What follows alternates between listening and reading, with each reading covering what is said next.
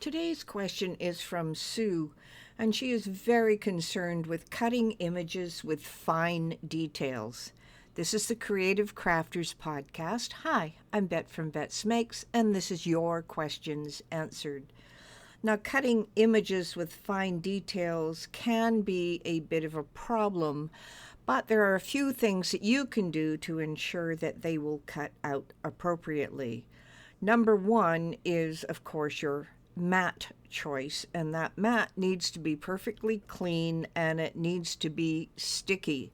Quite often, little parts of a mat will not be sticky, and then when the cut tries to happen, if that part of the mat is not sticky and it tries to cut through the material on top, you're going to get rips and tears. So make sure your mat is perfectly clean and of course it's sticky. The second part of that is when you put your material on the mat, you want to make sure it is stuck down firmly. Now you can use a brayer tool to go over top of it and make sure it's pushed down. And by pushing that brayer tool over top, it will make sure that the material is really stuck. If you don't have a brayer tool, you can use a scraper tool to make sure it's down, or even a credit card if that's what you happen to have. So that's a couple of things that you'll have. The next thing is your blade. It uses a fine cut blade or fine tip blade. You want to make sure there's no debris on that blade.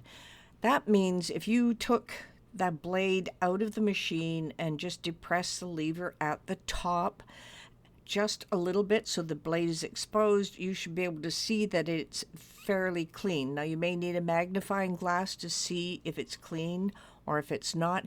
If it is not clean, then grab a ball of aluminum foil, scrunch it down into something pretty solid, and then clean the blade with the aluminum foil. That means depressing the lever halfway and stabbing that blade into that aluminum ball 20 to 50 times to make sure it's clean.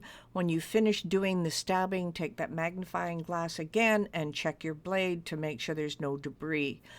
And then you can start using that. So between the mat and, of course, your blade being clean, those are two of the things. The third thing is with images with fine details, if you're cutting those, you want to make sure you use a setting called intricate cuts. So that's the material with intricate cuts.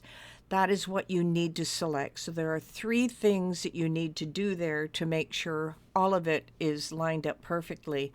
Now, if it still doesn't cut right, it could be your blade that needs replacing. So make sure you have those three things all ready for yourself. 1 is the mat, 2 is the blade, and 3 is using intricate cuts. This has been the Creative Crafters Podcast and your questions answered.